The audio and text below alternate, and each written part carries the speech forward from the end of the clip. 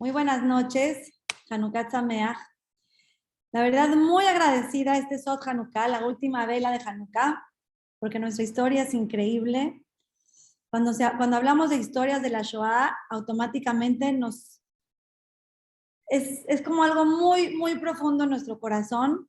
Y la verdad, esta historia es espectacular.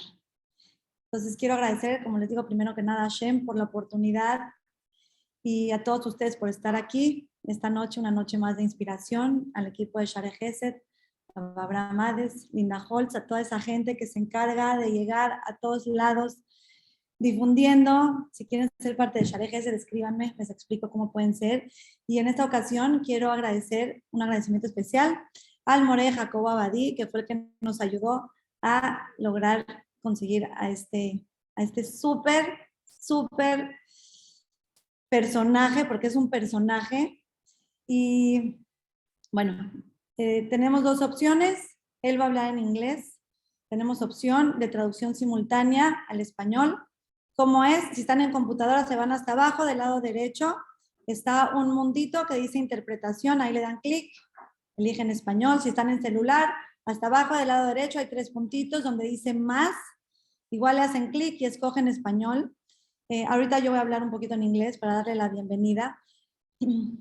We are really, really excited, Dr. Byrne, to have you this night with this quorum that it's a really special quorum that we try on Sundays to bring spectacular stories that can fill our soul and our heart with hope and really beautiful feelings. And I'm sure. Hermosas, estoy segura que la historia que usted tiene para nosotros va a darnos exactamente lo que estamos esperando, lo que estamos buscando en los domingos.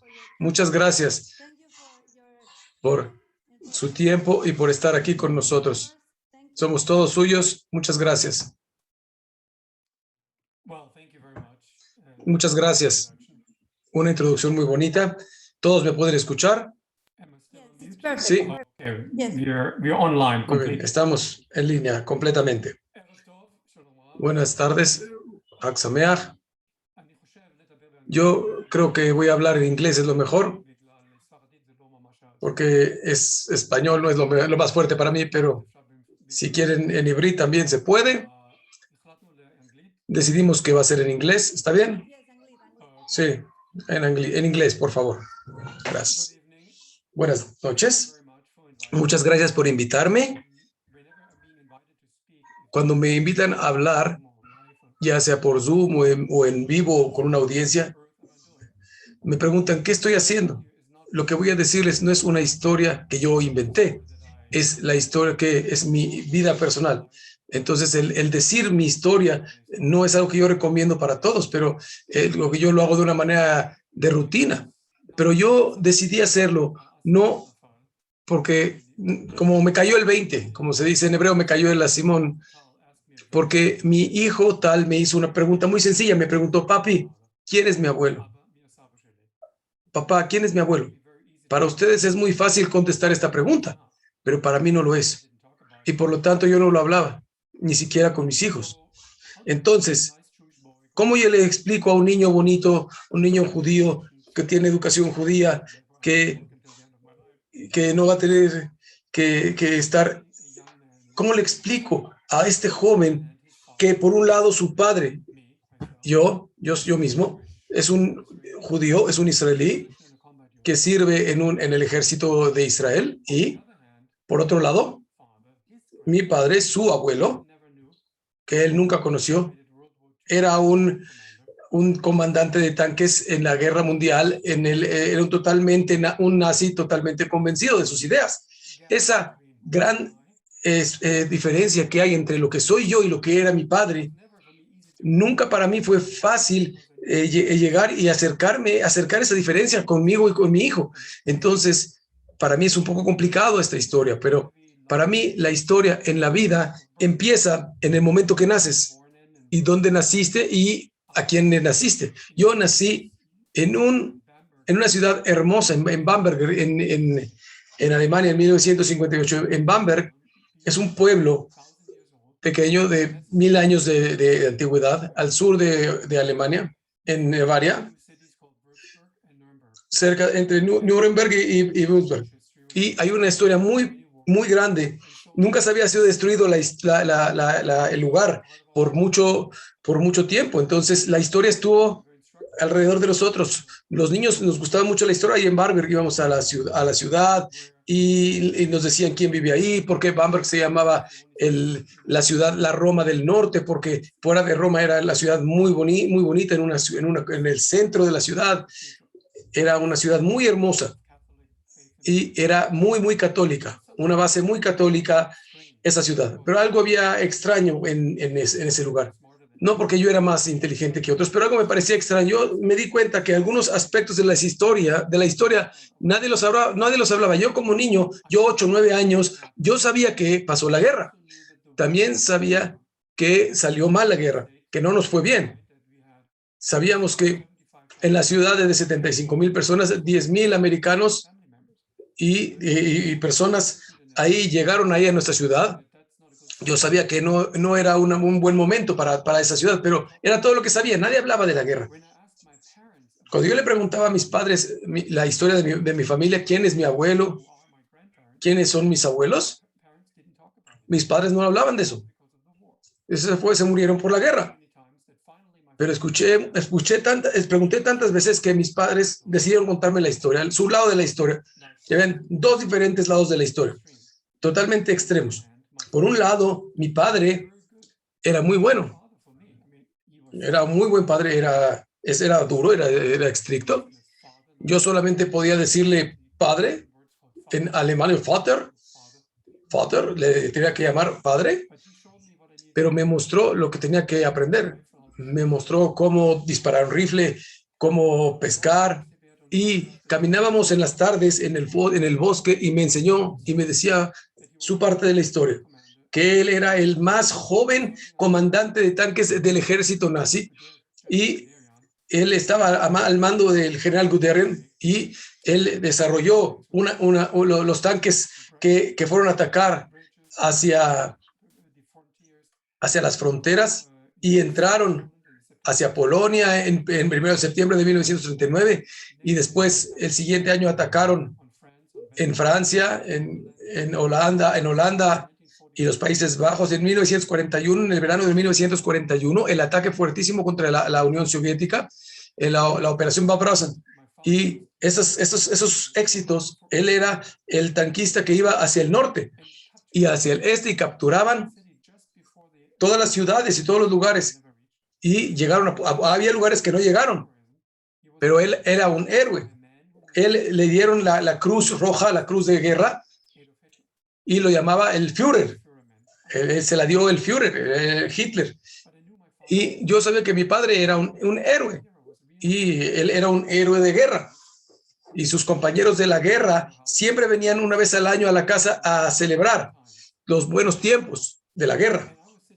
Y yo estaba sentado ahí como un joven, un chiquito, con estos héroes de guerra, con mis padres y con mi padre, y todos me decían, tu padre es un héroe y no debes de olvidar eso. Así me decían, y mi padre era un héroe y no había forma de cuestionar eso. Por otro lado, mi madre me decía una historia totalmente diferente.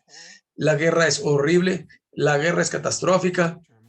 Era una Alemania étnica en una área en Sutherland, cerca de Checoslovaquia, lo que es Checoslovaquia, los eslavos, y tenían 1.5 millones de alemanes étnicos, tenían que escaparse de ahí de los nazis porque no los querían tampoco a ellos y no dejaron nada. Tuvieron que dejar todo atrás. Tenía una casa muy bonita que dejó mi abuelo materno era una persona muy rica y todos les quitaron el negocio, todo lo perdieron y sus padres fallecieron medio año después de que salieron de ahí. Entonces fue una catástrofe. Por un lado era gloria, por otro lado era horror. Y las cosas que yo trato de conectar, las impresiones y los eventos después, lo que me pasó después en la historia. La primera cosa es que vivíamos en este lugar, casa tan hermosa, en Backward, en un edificio, en una casa muy bonita, pero cerca del río, no al lado, pero cerca. Y había una mujer que era la dueña de la casa vivía arriba y me decía, no hables con ella. Ella es una mujer que no tienes que hablar con ella. Y yo iba al edificio, había un piso de escaleras, nuestro departamento estaba del lado derecho y del otro lado habían escaleras que subían a la casa de esta mujer, la dueña de la casa, y cerca de ahí había una pared, había una foto, una pintura que se veía como mi padre en uniforme, el mismo uniforme, y tenía las insignias en los hombros y tenía la cruz roja en el cuello. Y cuando yo le preguntaba a mi padre, ¿quién es este hombre en la pintura? Él me decía, nunca me preguntes de él, era un traidor. El traidor, era el que mi padre llamaba el traidor, no era otro que el conde de Stausenburg, que él fue el que lideró el intento de asesinato de Hitler. Y esta mujer vivía arriba, su esposa. Después de que trató en julio de 1944 de matar a Hitler, ellos lo mataron. Sobrevivió al principio porque lo cuidaron dos alemanes y lo pusieron en cárcel. Y a sus hijos los dieron en adopción y después de la guerra lo mandaron a Buchenwald para que le dan el tratamiento final. Y ella fue rescatada y su familia se reunió. Él era un hombre que, según mi padre, esa persona, y yo vi fotos de mi padre que se ve igual, era una buena persona, era una lógica que me contradecía. Por un lado, un hombre con el mismo uniforme era un héroe y por el otro lado era un traidor. Mis padres no me dejaban jugar y subir arriba con los nietos de la señora, pero los domingos, después de comer, mis padres estaban cansados y se tomaban una siesta en la tarde y yo usaba ese tiempo para escaparme para arriba y jugar con los nietos de esta mujer. Y era un edificio muy grande de pared a pared, fotos, cientos de fotos y se veía una pareja muy buena gente. ¿Por qué hablaba que él era un traidor? Y yo experimentaba algo totalmente diferente. Otra de las claves que llegó a mi vida fue cuando en el centro de Bamberg,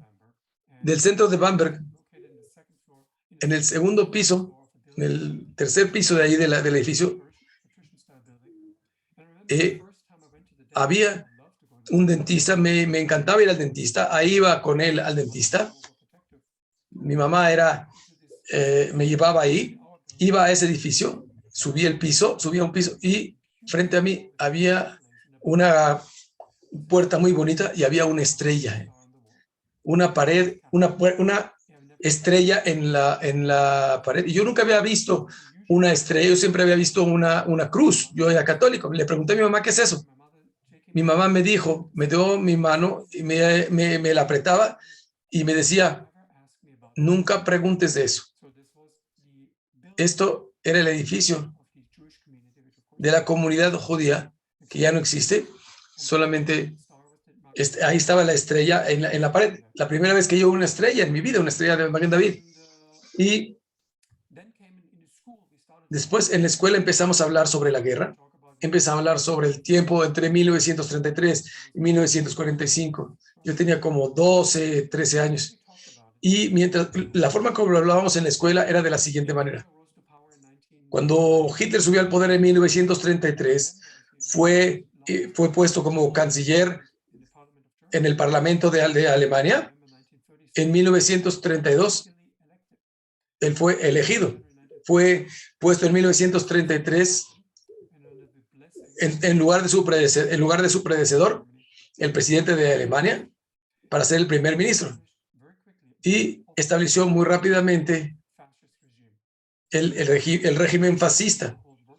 Después empezó a desaparecer gente y ahí es lo que nos decían. Y Hitler empezó en la Segunda Guerra Mundial en 1939 y perdimos esa guerra. En 1945 Alemania se rindió, capituló y el 9 de mayo se terminó y todos desaparecieron como un grupo de fantasmas. Y eso no era algo bonito para platicar. Decían, eso es una mentira. Pero lo que era la verdad es que nosotros, en 1972, en un evento que pasó en Alemania, que cambió todo, los Juegos Olímpicos en Múnich, en agosto de 1972. Este era el evento que iba a demostrar al mundo que esta es una Alemania nueva, una Alemania democrática, no como en el este, que estaba ocupada por los rusos y era comunista. Si no éramos democráticos, éramos la Alemania democrática y teníamos un ejército y éramos guiados por el cancelador llamado Danny Brandt, que fue el primer político después de la guerra que no era un nazi, como su predecesor que era Kissinger, que el primer ministro del 66 al 69, y que su presencia en la parte política, en el ambiente político, hacía que los jóvenes se pongan en contra de lo que no era nacionalsocialista. Y en 1946 reconstruyó el partido, que era el Partido Social Democrático, en 1969, y su primer acto de política exterior en 1970, viajó a Polonia y delante del gueto del memorial del gueto, se puso de rodillas y pidió perdón por lo que hizo Alemania. Era algo increíble. El canciller alemán arrodillado en el piso pidiendo perdón, y se puso en los periódicos de todos los lugares, y cuando llegó el periódico a mi casa, mi papá aventó el periódico a la mesa y estaba gritando alemán. Lokman es un traidor, este ministro es un traidor, así gritaba mi papá cuando vio el periódico. Yo crecí en una casa ortodoxa cristiana, mi mamá era cristiana ortodoxa, mi papá era protestante, pero el papá nos dejó que sigamos la fe de mi madre, y fuimos a una escuela católica y todo, por monjas y todo, el kinder lo mismo. Yo era un muchacho que mi mamá quería que yo sea ella quería que yo sea cura. Era algo positivo en mi fe. Y en la escuela, todos estaban muy choqueados. Por la primera vez empezaron a hablar de la realidad, de lo que realmente pasó en el tiempo de 1933 a 1944. Y por primera vez escuché la palabra Auschwitz-Birkenau, Majdanek. La matanza de 6 millones. No es lo que nos habían enseñado en la escuela. 6 millones murieron como una campaña étnica conducida por el gobierno alemán. No lo había oído eso. En el nombre de Alemania. Y me choqué. No solo por lo que escuché, sino por el hecho que no lo sabía. Y porque nadie hablaba con nosotros de ese tema. Nuestros maestros estaban llorando, era algo serio. Y cuando regresé a la casa, decidí, voy a preguntarle a mi papá lo que realmente pasó, porque yo quiero saber, él era un héroe, yo quería saber. Y me preguntó, ¿qué pasó en la escuela hoy? Dijo, ¿te enseñaron algo nuevo? Abrí los libros y él era muy intelectual, era haciendo preguntas sobre la historia. Entonces le pregunté, padre, estudiamos sobre el Holocausto. Me volteó a ver, ¿el Holocausto? Es una mentira, me dijo. Tus maestros son comunistas, eso nunca pasó y no lo hablamos otra vez en la casa. Para eso me hacía una contradicción. Por un lado, mi padre me dice que es una mentira, el Holocausto es una mentira, y por otro lado, mis maestros me dicen que era la información apropiada. Me estaban diciendo otra cosa. Alguien está mintiendo aquí. Y no podía encontrar libros sobre el Tercer Reich, libros sobre asesinato, sobre muerte masiva, y lo empecé a estudiar en inglés, en francés, y empecé a sentir que mi padre no me iba a decir la verdad porque él no era un héroe. Y yo decidí preguntarle qué pasó. ¿Se puede imaginar? Mi padre no era el tipo de la persona que me iba a dar ovaciones sobre preguntar sobre el pasado. Y yo tenía que cachar el momento para poder hablar con él. No era difícil porque mi padre era un alcohólico. Y como alcohólico tenía 3 caras. La primera cara es cuando estaba buscando la bebida en la mañana, está todo nervioso y ahí no se puede hablar con él. La segunda es cuando estaba casi borracho en las zonas de Shikor, y la parte tercera es cuando ya estaba totalmente tirado. En la sección 2, yo busqué tratar de hablar con él y que me explique qué fue lo que hizo. Y las revelaciones, lo que él me dijo, eran de las mismas tres caras. Primero, me dijo lo que realmente pasó, no lo hicimos. Nosotros estábamos sobre todo. Todo era la SS. Nosotros no hicimos nada. Era una mentira. Y yo podía decir que lo estaba inventando, que era una mentira. Su unidad estaba involucrada en asesinato masivo. Yo lo encontré después. Yo encontré fotos 25 años después, cuando estaba investigando, después de que abrieron los archivos después de la guerra, toneladas de material. Y fui a encontrar la historia sobre mi padre. Y lo que encontré fue horrible. Habían fotos de él sentado ahí junto a Himmler en 1940, el jefe de la SS, sentado junto a él. El líder de los tanques. No era sobre hablar sobre tanques. Eso es lo que él quería, que el ejército proteja las zonas de asesinatos masivos de los demás. También encontré que mi padre firmó una carta en 1943 donde describía habían capturado 600 prisioneros rusos que necesitan ser transportados a Birkenau para el tratamiento final. Desafortunadamente, Auschwitz y Birkenau era un campo de muerte donde capturaban soldados rusos que los mandaron ahí a matarlos y nunca regresaron. Como animales los mandaban. La segunda cara siguió así. Ok, Bernd. Toda esa gente que mataron no tenían uniforme, no estaban bajo la protección de las reglas de guerra de eventos. Nos podíamos matar. Era totalmente una mentira, no es cierto. Porque habían muchos civiles, no solamente civiles,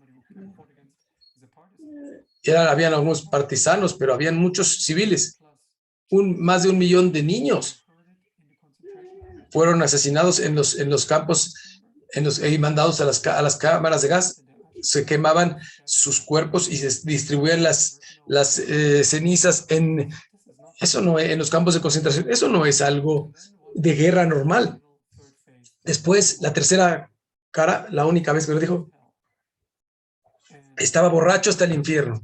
Y empezó, me dijo, tu generación, tú especialmente, eres débil, no eres un hombre, no eres alguien que puede crear una nación. Nosotros como alemanes no solamente podíamos luchar la guerra, sino exterminar toda esta basura todos estos gusanos, porque el mundo nos debía dar un premio Nobel porque nadie podía hacer eso que hicimos nosotros.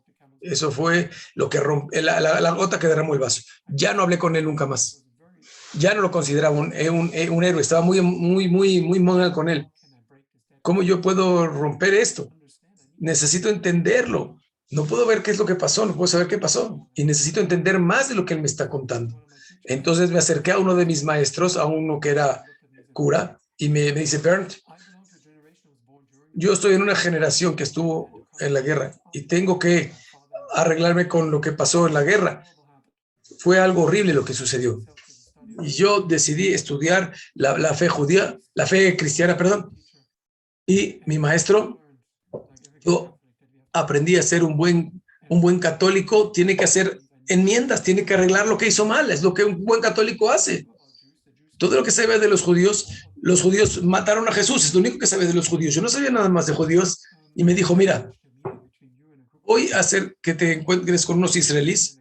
Nosotros como una parte progresiva de la iglesia cristiana invitamos a judíos que vengan a Alemania para que vengan 10 días a pasear aquí y hay 1 o 2 alemanes que participan y yo fui escogido como un alemán para participar y los jóvenes se juntaron yo tenía 18 años. Cuando se juntan los jóvenes, empezamos a aprender uno del otro. ¿Qué haces? ¿Qué comida comes? Me gustaban mucho las israelíes, se veían muy guapas. Y me hice kesher con una israelí. Y ella me gustaba y queríamos seguir adelante. Y me dice, si quieres seguir adelante, tienes que ir a Israel y conocer a mis padres. Sí, claro. Era un pequeño problema, no tenía dinero y no tenía pasaporte.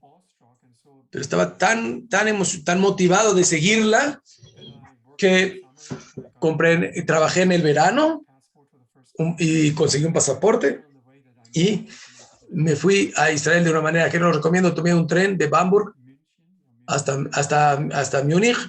De ahí crucé los Alpes en otro tren. Llegamos a Ancona, en Ancona, en Italia. De ahí nos fuimos en un ferry. No podía pagar un cuarto, me fui en la cubierta a través del Mediterráneo y le mandé un telex. Era el momento antes de celulares, no había TikTok, no había nada. Tenía que escribir. Sabía que yo iba a llegar, en qué momento iba a llegar en el ferry, y se acercó en la mañana al puerto. Eran las 5 de la mañana. Me acuerdo, estaba amaneciendo y estaba llegando a Haifa. Estaba saliendo el sol, un hermoso amanecer. Era muy emocionante porque los hombres estaban en la cubierta, se pusieron el tefilín y el talit.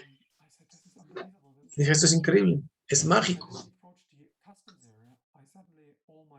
Llego a la aduana y todas mi emoción me dio miedo. Y si alguien reconoce mi nombre, porque mi padre les hizo algo, ellos me pueden, es irracional, pero tal vez me puedan matar. Ella estaba ahí esperándome, me abrazó, esta mujer que estaba esperándome, y fuimos en un taxi, en un shirut, fuimos ahí en las montañas en las montañas de Carmel. Me mostró su casa y fuimos a ver a sus padres, a conocerlos, y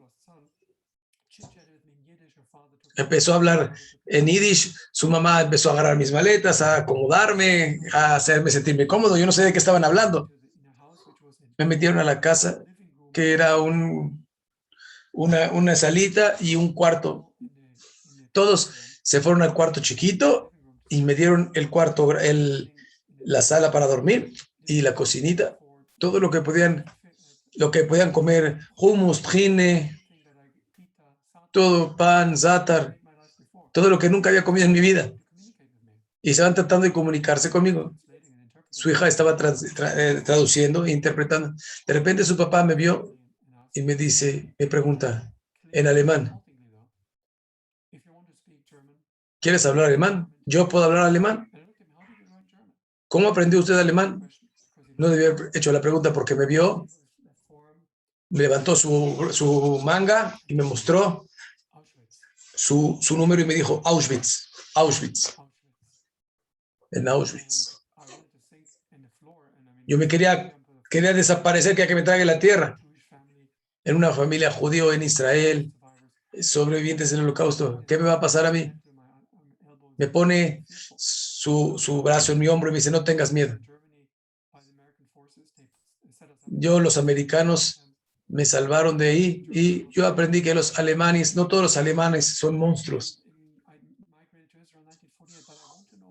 En 1948 yo vine a vivir acá y no hablaban de eso. ¿No te enseñaron de eso? Dije, no. Me vio y me dice, te voy a llevar a un lugar donde vas a aprender. Dejó un día de trabajar. Él trabajaba en el puerto, un hombre muy fuerte, cargador ahí en el puerto. Me llevó a Jerusalén y me llevó al museo de Yad Vashem. Me llevó de la mano, no tocándome, sino guiándome paso por paso a la exhibición y mostrándome lo que pasó. Cuando pasamos, yo estaba sorprendido. Empecé a llorar y me dijo, ve, esto es algo que tienes que entender. Tienes que entender, que nadie lo puede entender.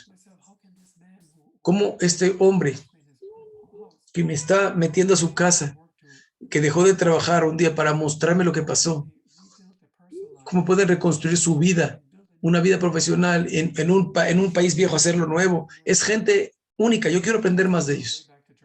Ir de regreso a Alemania. Tenía mucho tiempo para pensar y decidí que voy a ir a la comunidad judía en Alemania en los 70s. Alemania,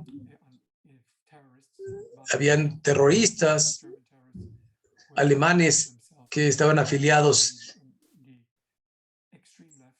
con la extrema izquierda y claro que todo estaba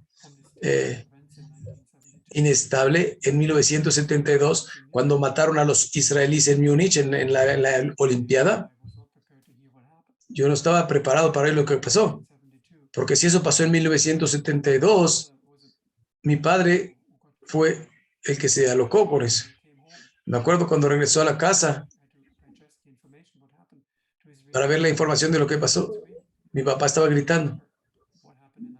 No sé si ustedes se acuerdan de lo que pasó en 1972, yo tenía 14 años. Los atletas israelíes entraron al estadio para participar en las Olimpiadas, fueron asesinados brutalmente. Y en el aeropuerto militar los mataron a todos. Eso fue una herida que nunca dejó de curarse. Nunca se pudo curar. Los israelíes, cómo los mataron, los alemanes. Y no se podía hablar de este evento. Y los israelíes no podían entender qué pasó. Y no culpar a los alemanes, sino culpar a los terroristas. Este tipo de historia horrible a la que regresé, que no podías pasar a través de las familias judías, no podías entrar y entender lo que estaba pasando. Como 25,000 alemanes, habían 25,000 alemanes judíos ahí en ese tiempo, habían comunidades en Frankfurt, en Múnich y en Berlín. Entonces encontrar a un yehudí no era fácil.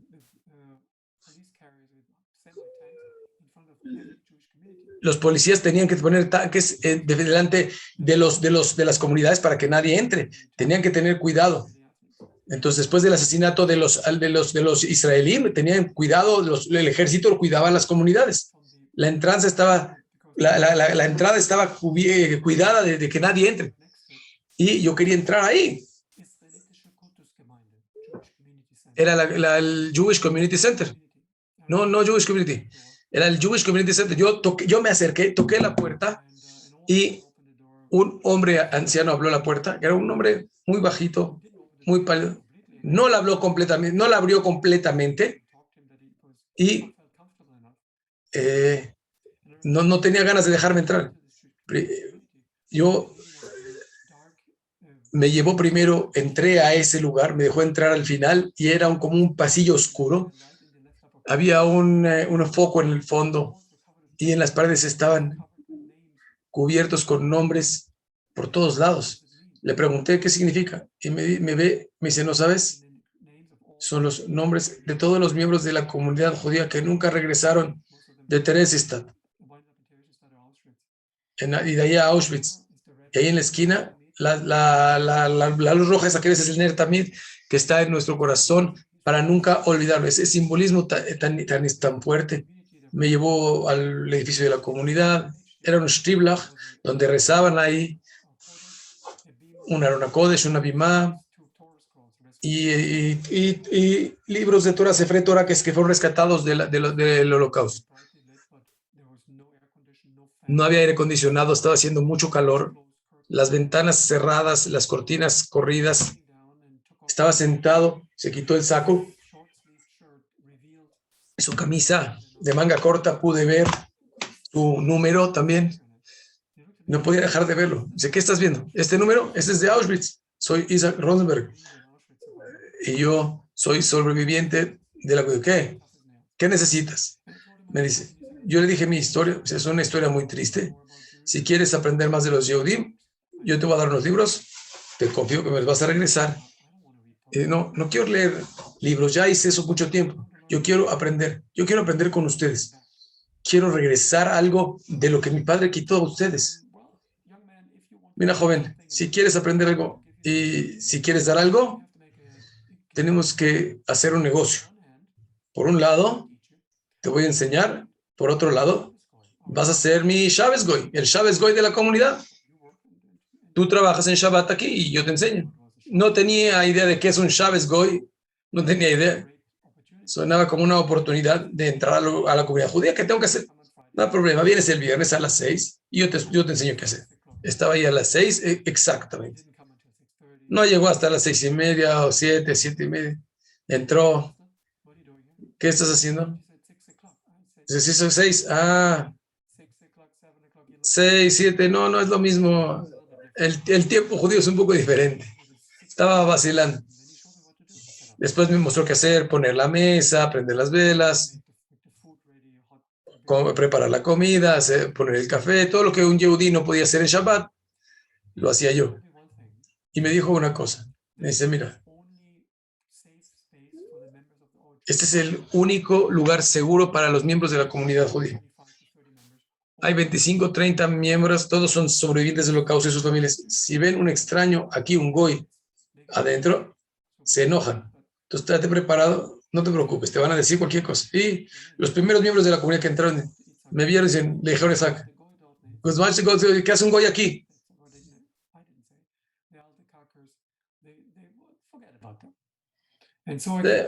Olvídalo. Cada viernes, cada sábado, mes con mes, fiesta con fiesta, año con año.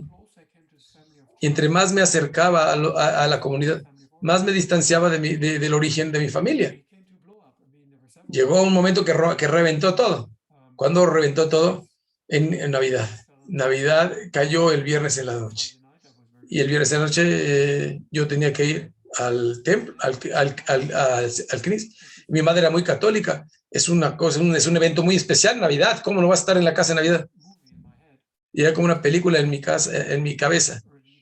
El hecho de que en la tarde de Navidad, la noche de Navidad, yo no estaba en casa. No estaba participando en la misa de Navidad y regresar. Y mi mamá preparó la comida especial de Navidad que los católicos comen. Y mi papá tocaba la campana. Mi mamá abría la puerta a ese cuarto tan grande, donde estaba el árbol de Navidad en la esquina, decorado muy hermoso, y mi padre estaba parado junto a él con su traje y la cruz en su traje, su cruz roja. Ya ahí reventé, ya era demasiado. Estaba en uniforme, con su uniforme y su cruz de héroe. Esto no es normal, le dije. Celebran el nacimiento de Cristo con esta cruz asquerosa en tu cuello. Eres un asesino, ¿no te das cuenta? Eres un asesino, le grité. Mi padre me miró, mi mamá llorando y dice, Joss, fuera. Era un pequeño problema porque no tenía dinero. No tenía dinero. Y yo estaba en el penúltimo año de la escuela médica y no tenía forma de conseguir dinero. Yo nunca les pedí dinero a la comunidad. De repente, Itzhak le dijo a alguien, a un miembro de la comunidad que nunca me habló. 5 años que yo estaba ahí. Me ve y me dice, tú eres el Goy. Sí, muy perceptivo, claro, sí. ¿Por qué tienes estos zapatos sucios y esta camisa sucia? Ve y cómprate algo mejor. Ve, toma 100 marcos, que era mucho dinero, y cómprate unos zapatos nuevos y una nueva camisa. Por un lado, yo era ofendido por lo que me dijo, y por otro lado me dio 100 marcos. Fui con Itzhak, que era como que mi padre ahí, que me estaba enseñando. Ajá, me dijo 100, me dio 100 marcos. Aaron, ¿te dio 100 marcos? A él nunca le da dinero. ¿Tú le pediste 200? ¿Por qué? ¿Por qué no le pediste? ¿Por qué eres Goy? Ese es un chiste. ¿Entiendes una parte importante? Físicamente, pero emocionalmente estamos destrozados. Yo tuve la suerte de encontrar una mujer no judía alemana que estaba casada antes con un judío y se convirtió y hicimos una familia hermosa. Pero Aarón, él no sabe nada, solamente de la Cruz Roja. Supimos que él estaba en Auschwitz, no supimos nada. Él nunca cuenta nada qué pasó con él. ¿Y por qué me escogió a mí como la persona que le va a decir, que va a contarle su historia de lo que le pasó? La historia que me volteó el estómago, los últimos meses de su vida, desafortunadamente me dijo todo lo que pudo de lo que pasó. Él era miembro del Sonderkommando. El Sonderkommando era el grupo de Yehudim que guiaban a las víctimas a las cámaras de gas. A la primera cámara, dándoles una tarjeta de plástico con un número. Esta la pones cuando te desvistas para que sepan, le pones el número, para que identifiquen el número y sepas regresar por tu ropa. Para que se calmen, que sepan que van a regresar por su ropa. Y los SS los gaseaban, los metían a las cámaras y los gaseaban. Y no como escucharon en las historias, que era muy lento. No era rápido, tomaba 20, 30 minutos. Cuando dejaban de golpear, el Sonderkommando se ponían máscaras de gas y sacaban los cuerpos, y sacaban los dientes de oro que podían encontrar, quemaban los cuerpos, rompían los huesos y los esparcían las cenizas. Y ellos podían tener comida, alcohol y todo lo que podían comer. Eran tratados muy bien por 90 días. Después los asesinaban a todos y traían otro grupo. Y él sobrevivió. Él murió 6 meses después de decirme la historia.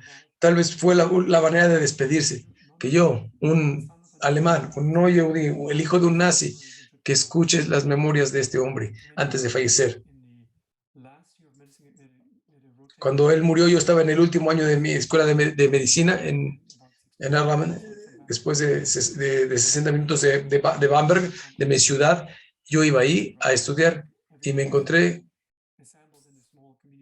Ahí estaban en esa comunidad y me dicen, Bernd, necesitamos prepararnos.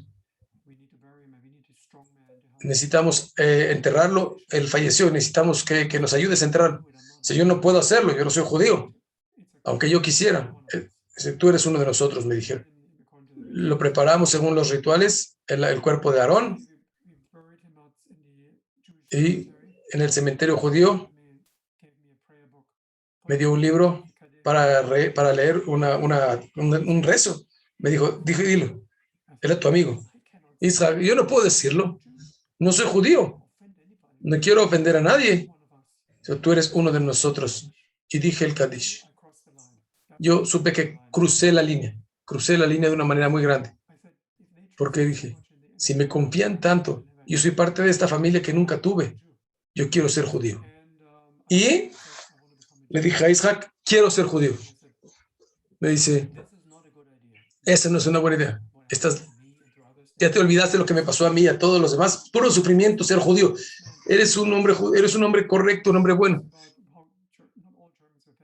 Puedes seguir y ser un goy normal. ¿Para qué te quieres ser judío? Tenía miedo que esto pase. Vas a ir a Frankfurt. Yo voy a pagar todo lo que necesites para que, con el Rab, que ya hablamos con él, vete a Frankfurt. Él te puedes deshacer de esta idea. Él pensó que me iba a deshacer y me dijo, te voy a enseñar todo lo que quieras. No tengo conversiones para alemanes ahorita. En los siguientes 2 años estudié. Cada vez que lo encontraba le hacía la misma pregunta. ¿Ya estoy listo para convertirme? ¿Ya estoy listo para convertirme? No, estás loco, estás loco, estás loco. Me decía, estás loco. Fue en marzo de 1986. Si te quieres convertir, yo sé que tú tienes la capacidad intelectual.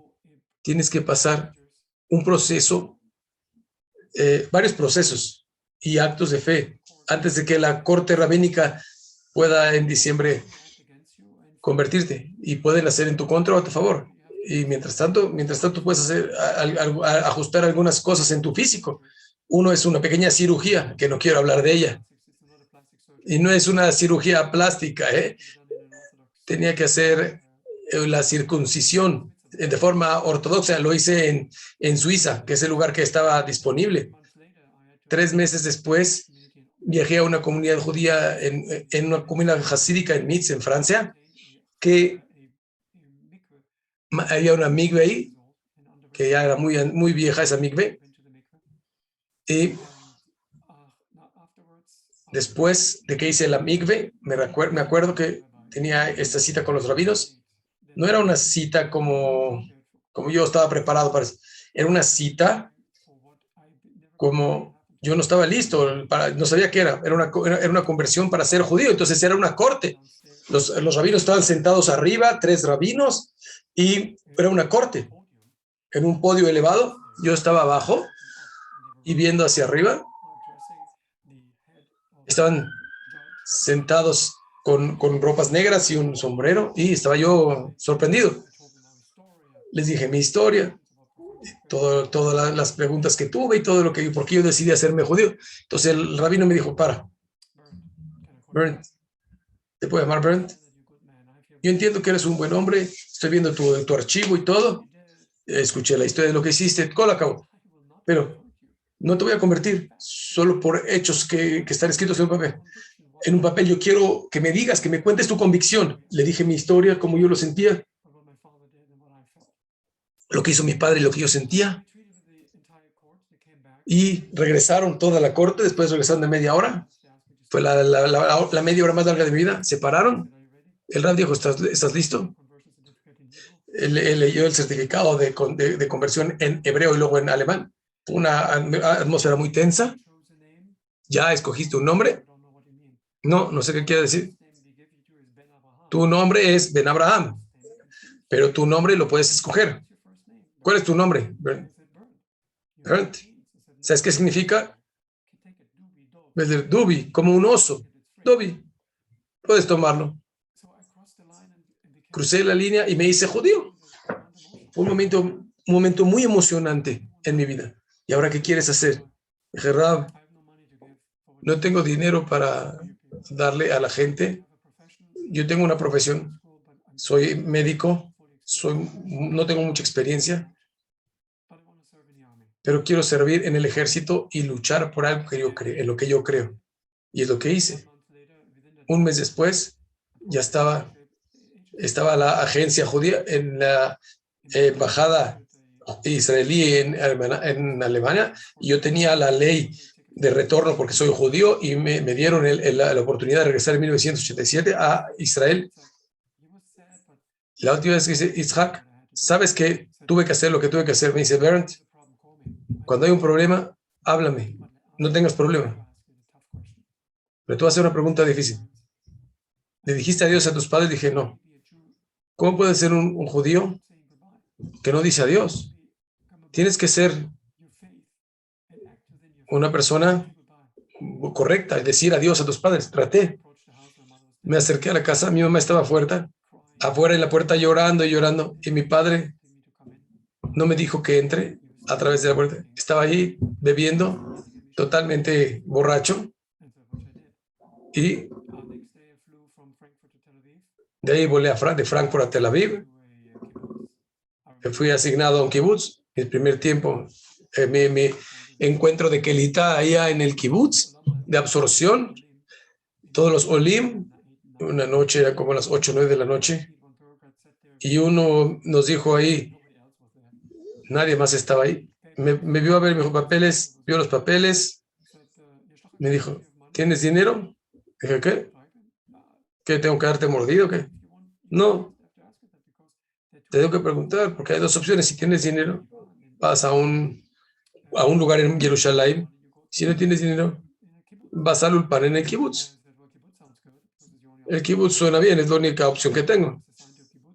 Me asignaron en un kibutz esa misma noche. 6 meses después, ya que aprendí hebreo y trabajé fuerte en los campos, si alguien si alguien quiere saber sobre bananas, me puede preguntar. Trabajé ahí en los plátanos, y estuve ahí intercambiando entre aprender hebreo y trabajar. Después de que terminé ese tiempo, terminé mi internado para aprender y cambiar mi licencia alemana a israelí, y pude entrar estuve en el ejército en un curso de oficiales. Fue el primer mes de la primera intifada cuando entré al ejército en 1988. Y era una zona de combate, de guerra.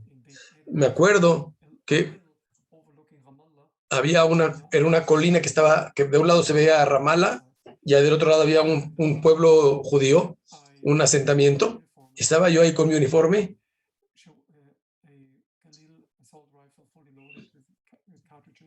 un soldado ahí totalmente con su pistola y sus armas.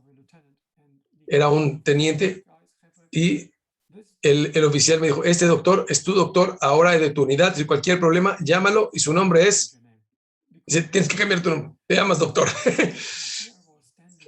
Y estaba ahí enfrente de estos soldados jóvenes que me vieron. Me sentía como un nazi. Ellos no me conocen, no saben quién soy yo. Y yo no hablaba de mi vida para nada. Entonces, yo metí mi vida anterior en un closet y no la saqué. Nunca la mencioné.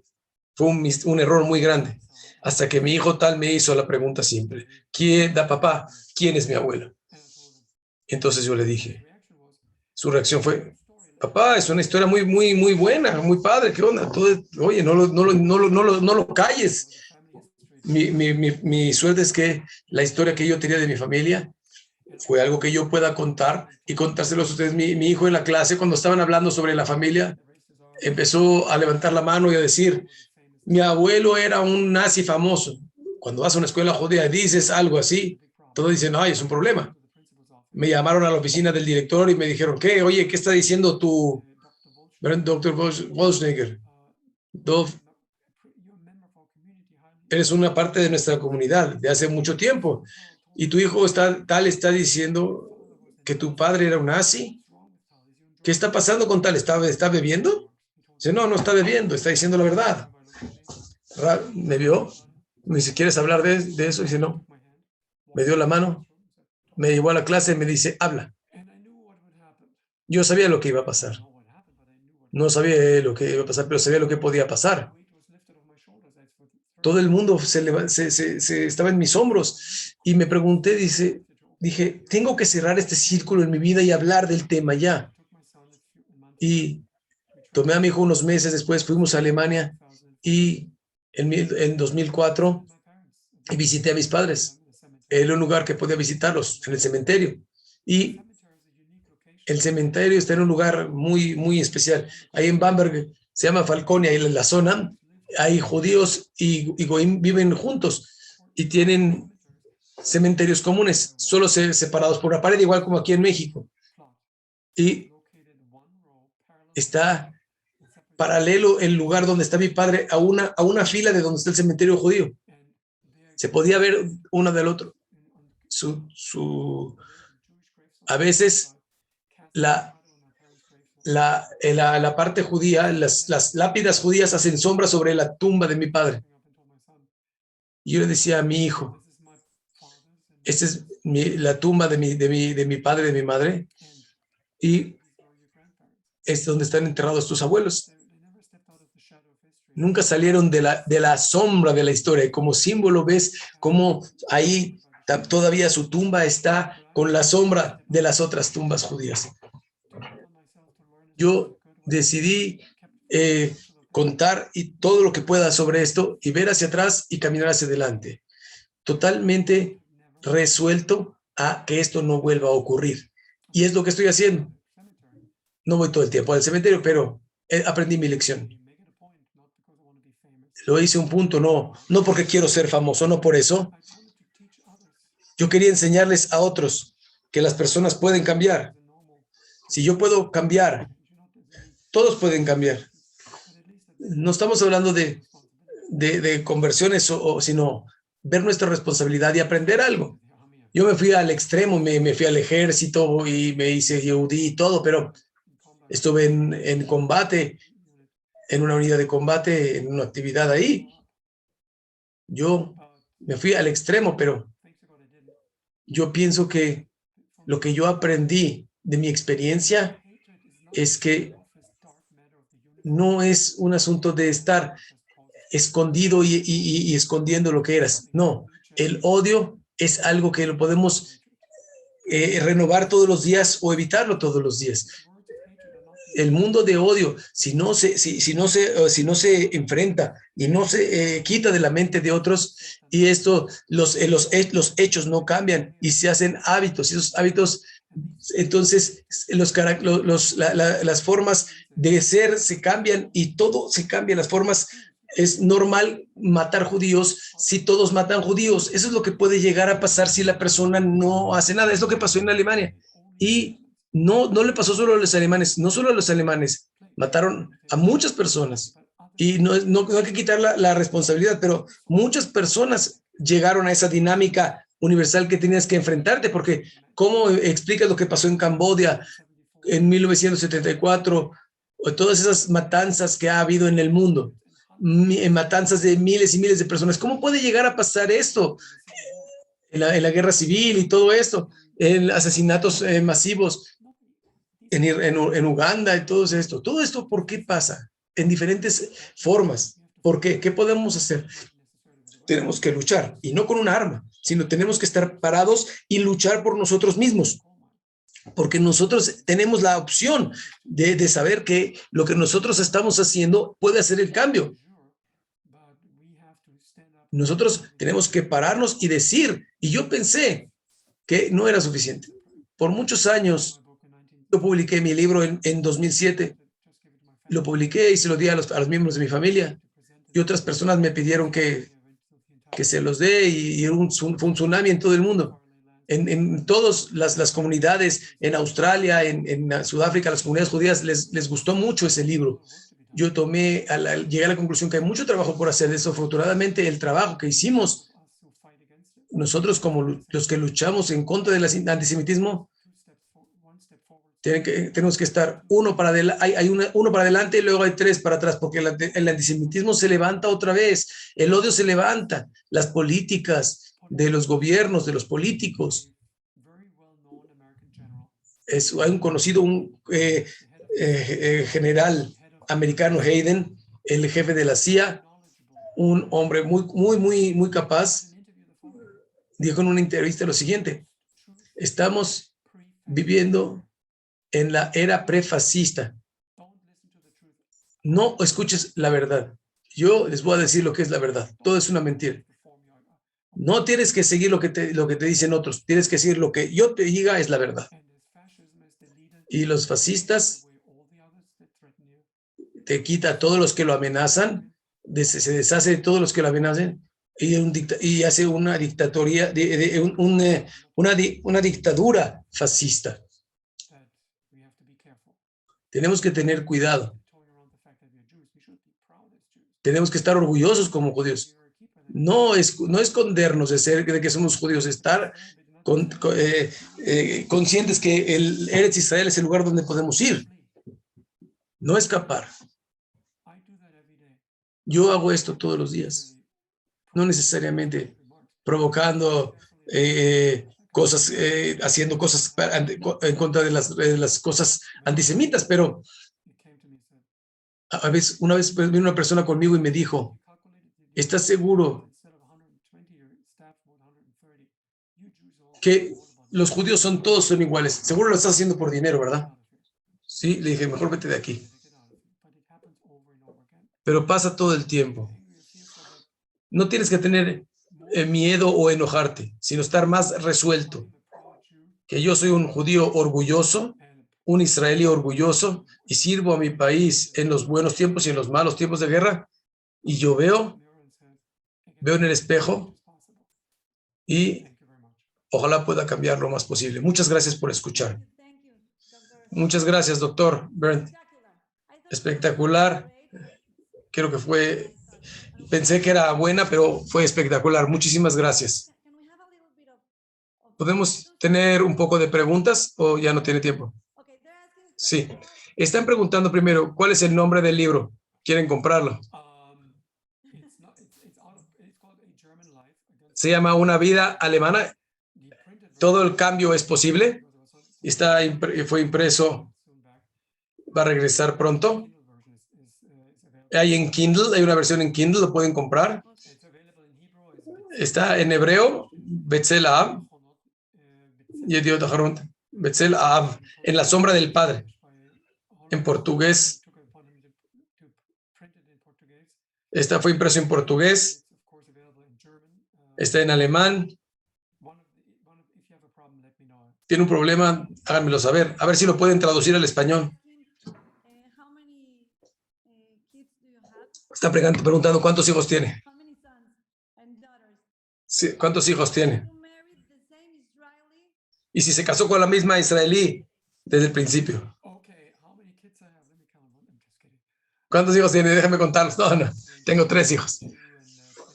32, 26 y 2 hijas. Mi hija es doctora, especialista en Manhattan, en el Hospital de Presbiteriano de Manhattan. La más joven es Natalia. Se llama Natalia y es astrofísica. Sabe de matemáticas de otro lado. Yo no sé de dónde, pero matemáticas, estoy orgulloso de ella. Mi hijo tiene 32 y es abogado en Miami. Los abogados son algo serio, pero bueno, estoy vacilando. ¿Cuál es la siguiente pregunta? Si se casó con la... Ah, sí. Cuando dejé Israel, seguimos en contacto por un año más o menos. Fuimos al ejército y encontré a otra mujer. Encontré a otra. No pasó. Pero después de mi primera presentación en Israel, en Galei Tzahal, me dieron una entrevista. Llamó al programa y dijo, esta voz yo la reconozco. No habló en hebreo. ¿Me pueden dar el número de teléfono? Y me contactó en Miami. Meses después la encontré. Tiene una familia hermosa y pasamos un tiempo muy bonito y seguimos en contacto, pero ya no salió. Preguntan si juzgaron a su padre por los crímenes de guerra. No sé. Estoy muy agradecido por los americanos, lo que han hecho. Sacrificaron. Dejaron a mí en mi país crecer como un hombre libre. Siempre lo enfatizo a todos los americanos y un gran abrazo. Pero en abril o en mayo de 1945, cuando terminó la guerra, los americanos en la zona vieron lo que pasó. No tenían pensamientos muy felices sobre los alemanes.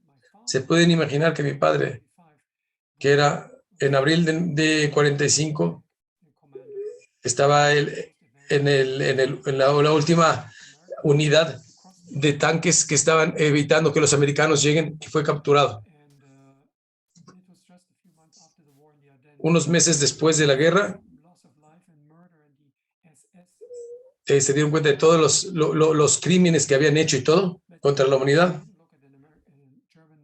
No veían a los oficiales alemanes muy bien y estuvo ahí un año en detención con los americanos y un año con los ingleses. Después en Alemania lo consideraron un nazi de segundo grado, fue castigado, no permitiendo que trabaje en la policía o en cargos sensibles y vender de puerta a puerta. En 1996 lo llamaron por el ejército alemán, ya un presidente democrático, lo llamaron para ser instructor para alemanes y soldados americanos que entrenaban tanques americanos. Y o sea, él se hizo coronel del ejército, se graduó en 1958 y estaba en la guerra civil y después se retiró. Nunca lo pusieron en cárcel, nunca tuvo consecuencias de sus hechos. Si estar en prisión un año, él no tuvo consecuencias. La última pregunta. Nos dijo que que se fue de regreso a casa a ver a su padre y a su madre, a decirles bye. Estaban en la puerta y no lo dejaron entrar. Le dijeron, el padre le gritó que se vaya. Ellos sabían que se convirtió o solo estaban enojados porque se iba, odiaba lo que había pasado. Sí, sabían que me convertí. Alguien les dijo. Mi padre era un hombre muy admirado por la generación de después de la guerra, de los tanques, de los tanquistas. Era muy admirado por ellos. Estaba muy conectado con los soldados y los oficiales en el ejército alemán. Entonces, aunque ya no estaba sirviendo, estaba en contacto con ellos. Y uno de sus amigos, que era un militar de inteligencia, hizo algo que no podemos aceptar. Se convirtió al judaísmo y está en su camino a Israel. Así le dijo. Y ya no podemos estar de acuerdo con eso que está haciendo tu hijo. Eso fue mi padre sabía y sabía que lo hice. Y murió en junio de 1987, 1 de junio de 1987, un día antes de su cumpleaños. Él dijo en cartas que me dijo, que me copiaron, nunca las abrí, hasta hace 5 años, que este individuo no puede usar el nombre Volkswagen, está prohibido usar este apellido, es un traidor a la familia, nunca debe de ir a su tumba ni a su funeral, es una persona no grata para la familia.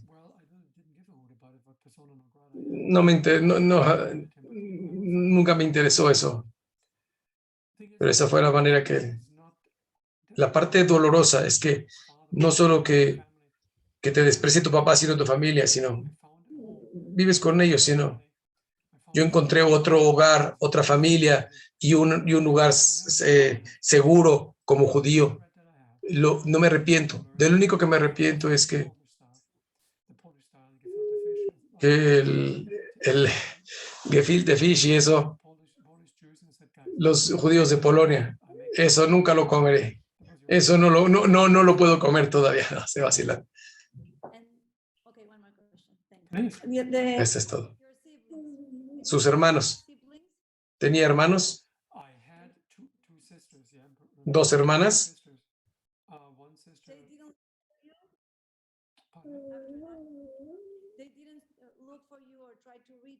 No lo buscaron, no trataron de encontrarse con él. No por 20 años. Tengo una hermana mayor, Krista. Es 10 años mayor que yo. Ella falleció hace 12 años. Me dijo la historia de mi padre. Fue la primera de la familia que me contactó. Yo estaba en Florida en ese momento y vio que estaba vivo y me contactó. Desafortunadamente falleció de cáncer. Mi hermana, la más pequeña, vive en Bamberg, es 3 años menor que yo. Vive en Bamberg y en la misma ciudad. Y nunca me conecté con ella hasta hace 8 años. Y ella tiene 3 hijos. Empecé a conectarme y nos encontramos en persona. Y sus hijos fueron a Estados Unidos para encontrarme. Eres un hombre tan famoso en Alemania que todos hablan de ti. No pensé que eras un tío tan cool. No soy cool, soy tu tío, pero si quieres cualquier cosa, ven conmigo. Tengo buena relación con mis sobrinos. Todavía no dijeron cómo hiciste algo, esa cosa, ese cambio tan radical, pero lo entiendo. Muchas gracias. Tiene mucho mérito usted de salir de allá y ser lo que es hoy en día. Buenas noches. Buenas noches. Todas las bendiciones. Gracias. Gracias. Hizo una noche muy especial.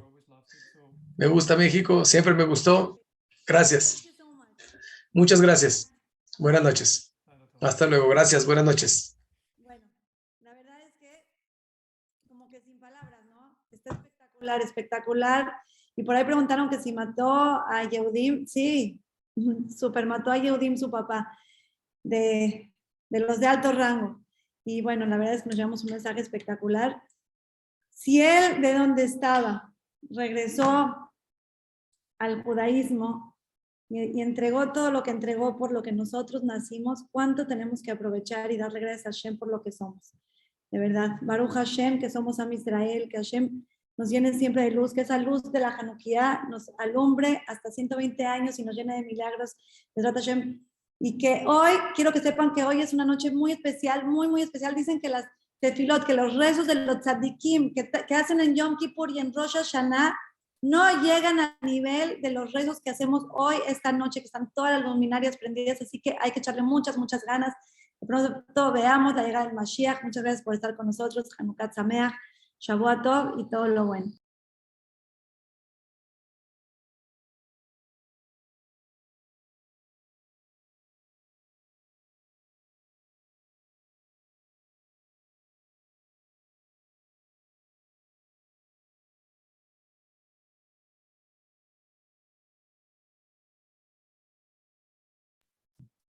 Perdón. Con la adrenalina del doctor y el hablar el inglés se me fue a agradecer muy, muy, muy especial a Jajam Abraham Cohen, que nos hace siempre, como siempre, la verdad, un gran, gran trabajo con la traducción al español. Jajam Abraham, mil gracias. De verdad que Baruch Hashem, que te tenemos para estas cosas que hacen toda la diferencia y que hacen... No, gracias a ustedes. Pueda ver y entender. Muchísimas gracias. De verdad.